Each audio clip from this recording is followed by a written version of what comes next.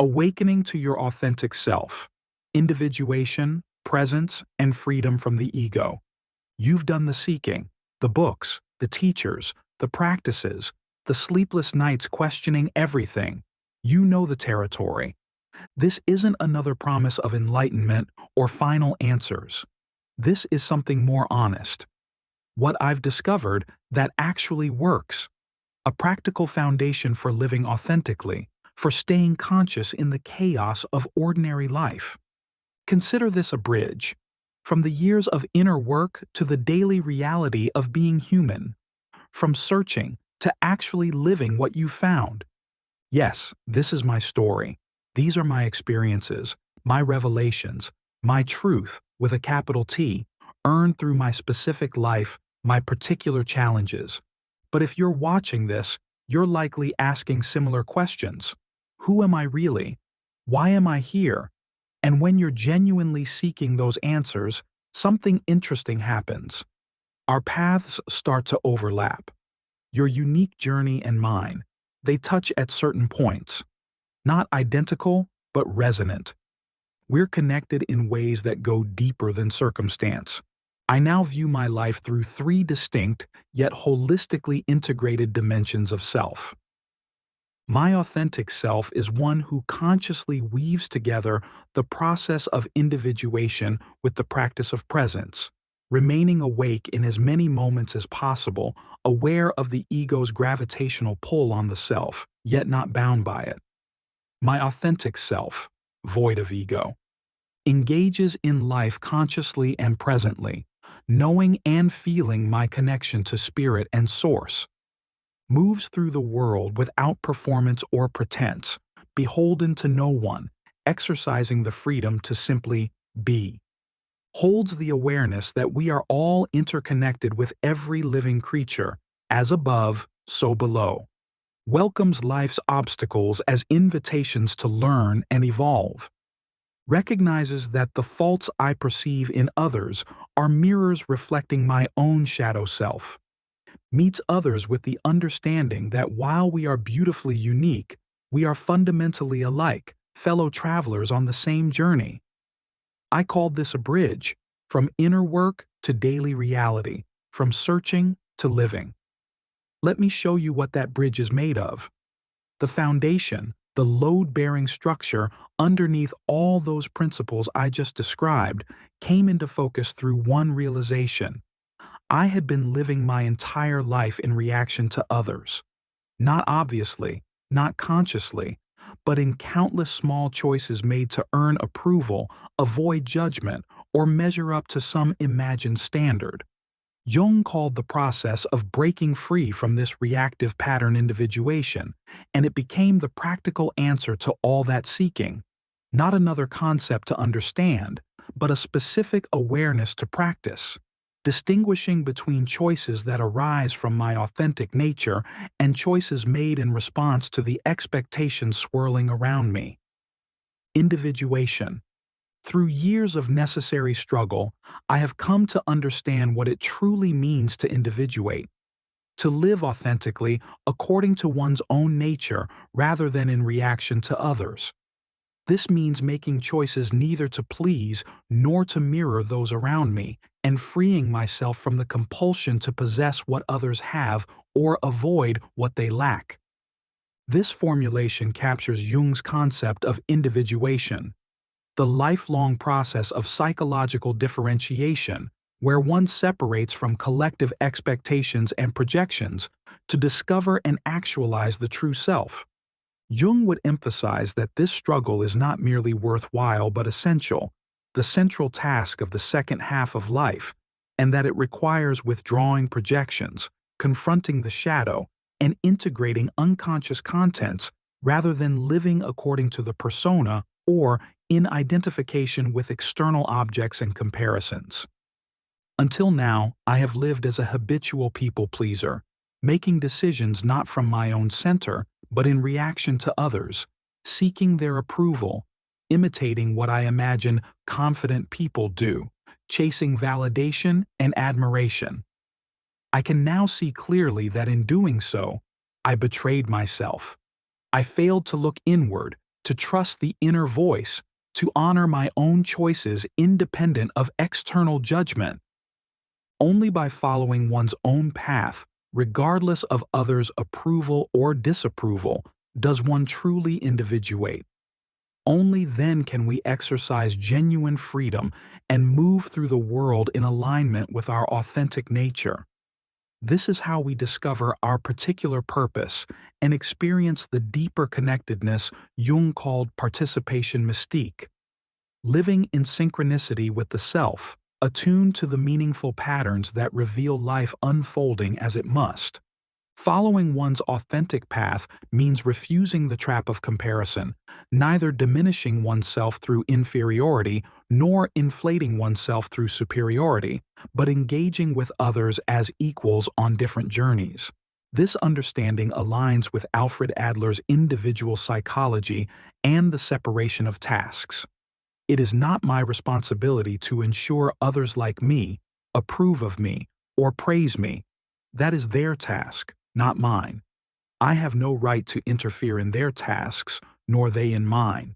As Adler observed, all problems are interpersonal relationship problems, and these problems arise when we fail to respect this boundary.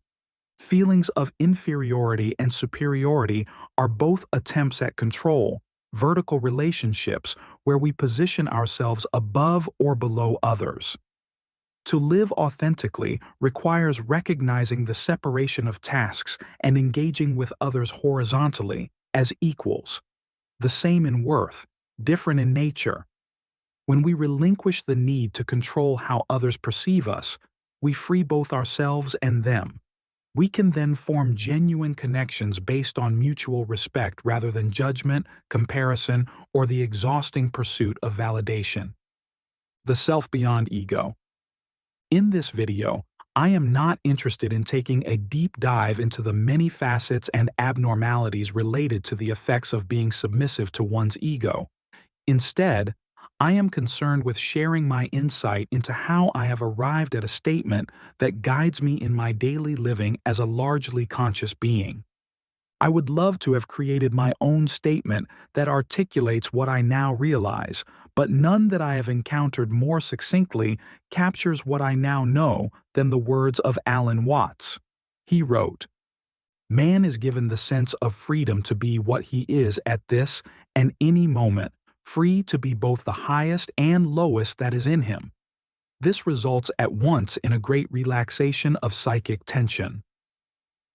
Alan Watts, Become What You Are. Shambhala Publications, Incorporated 1995, 2003, by Mark Watts, page 100.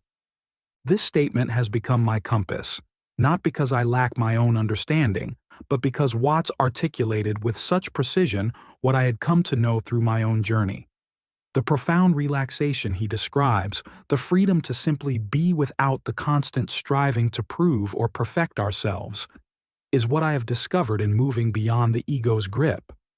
To begin exploring such a profound question, we must first address the elephant in the room, the I itself.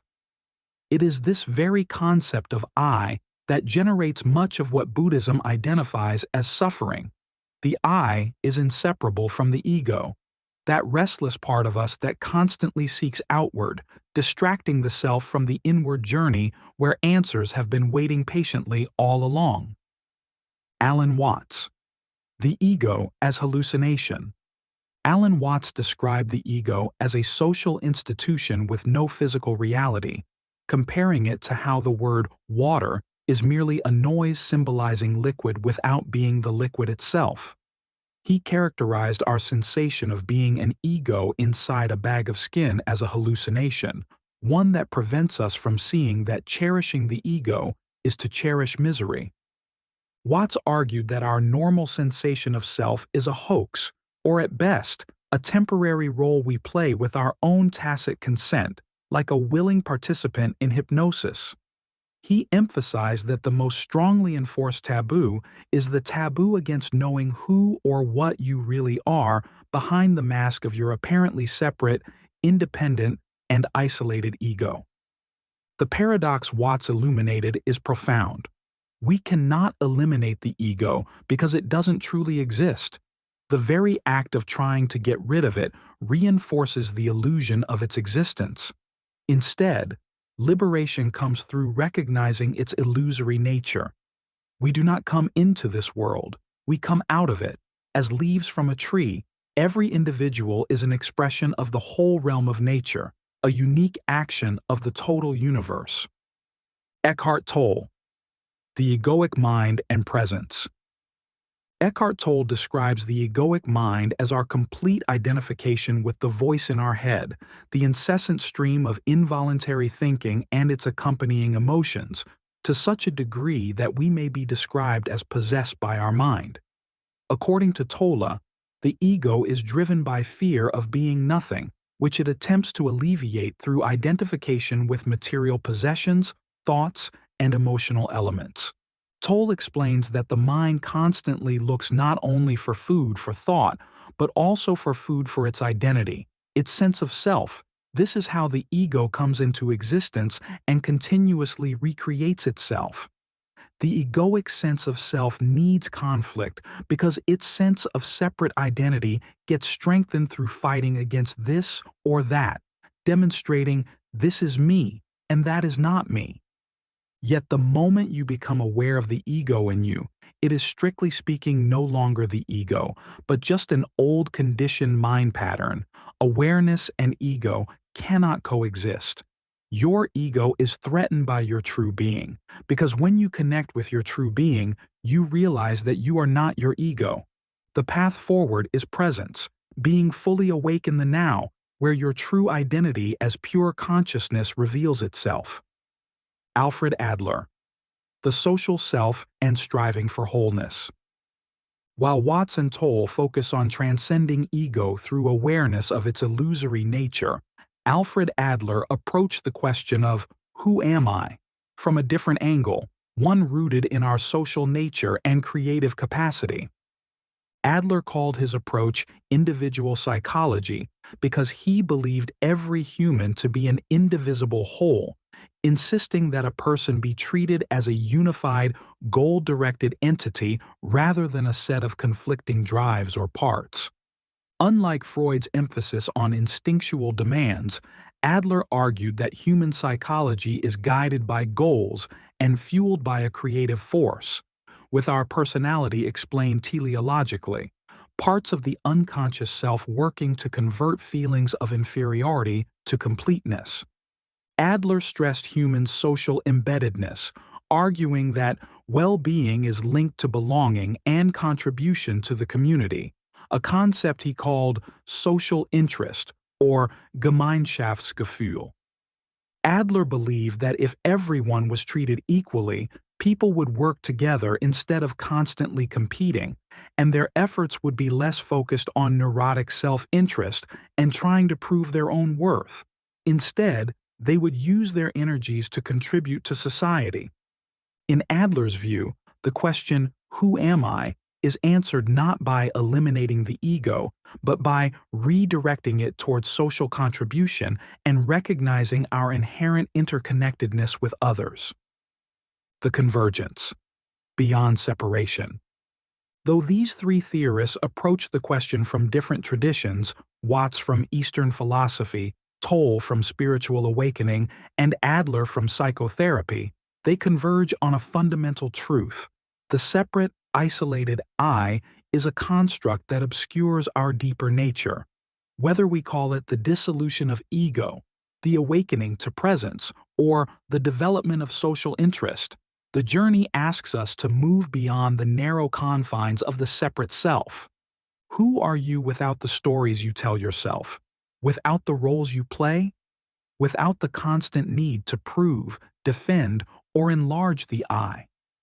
Perhaps the answer lies not in defining who you are, but in recognizing what you have always been, not a separate wave, but the ocean itself, consciousness aware of itself, expressing through the unique form we call me. Living in the present. The glue that holds together what we have covered thus far is being present, conscious in as many moments as you can. When you're present, You engage with life as it actually is, not through the shadows of the past or projections into the future. The past is gone. The future never arrives. There is only now, and this is where you truly live. Eckhart Tolle teaches us that the present moment is all we ever have. The mind creates suffering by dwelling in past regrets or future anxieties, but life itself unfolds only in the now. When you bring your full attention to this moment, whether you're washing dishes, talking with someone, or simply breathing, you discover a profound peace that exists beneath the noise of thought. Toll reminds us that presence isn't about achieving something. It's about recognizing that you are the awareness behind the thoughts, not the thoughts themselves. Alan Watts approached this from another angle, pointing out that we've been educated to live everywhere but here. We're always preparing for the future, working towards some distant goal, treating the present as a means to an end. But as Watts beautifully expressed, this is like listening to music only to reach the final note, or dancing only to arrive at a particular spot on the floor. Life is not a journey with a destination. It is the journey itself. When you're fully present, you realize that this moment isn't just a stepping stone, it is life. Being present means waking up to the aliveness that exists right now. It means feeling the texture of this moment, seeing what's actually in front of you, listening to the sounds around you. This is where transformation happens, not in some imagined future when everything is figured out, but right here, in the simple act of being awake to what is. Bringing it all together. Through years of necessary struggle, I have discovered that living authentically means integrating three fundamental dimensions: the practice of individuation, the dissolution of ego, and the anchor of presence. These are not separate pursuits, but threads woven together into a single way of being, my authentic self. Individuation taught me to stop living in reaction to others, to cease the exhausting performance of people-pleasing, comparison, and validation-seeking. Following Jung's call and Adler's wisdom about the separation of tasks, I learned that my task is simply to live according to my own nature, not to control how others perceive me. This freed me from the vertical relationships of inferiority and superiority, allowing me to meet others horizontally, as equals on different paths. The moment I stopped betraying myself to gain approval, I discovered genuine freedom. Yet individuation alone isn't liberation. It requires understanding the I that individuates. Alan Watts showed me that the ego is a hallucination, a social fiction with no physical reality. Eckhart Tolle revealed that the egoic mind is simply identification with thought, the voice in our head that we mistake for ourselves. The profound paradox is this: we cannot eliminate what doesn't truly exist. The very effort to destroy the ego reinforces its illusion. Liberation comes not through conquest, but through recognition, seeing that I am not the thinker of my thoughts, but the awareness witnessing them. As Watts wrote, I am free to be what I am at this and any moment, free to be both the highest and lowest that is in me. This realization brings immediate relaxation of all psychic tension. The glue binding these realizations is presence, being conscious in as many moments as possible. The past exists only as memory, the future only as projection.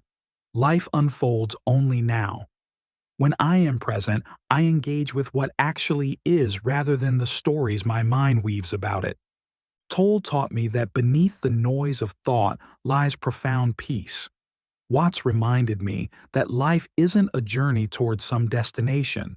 It is the journey itself, like music, that exists not to reach the final note, but to be experienced fully in each moment. This is who I am, consciousness aware of itself, expressing through this unique form, not a separate wave struggling against the ocean, but the ocean itself, temporarily experiencing what it's like to be this particular wave. I am the awareness behind my thoughts, the presence beneath my roles, the connection within apparent separation. My purpose isn't to perfect an imagined self, but to remain awake to what I have always been, free, whole, and inseparable from everything that is.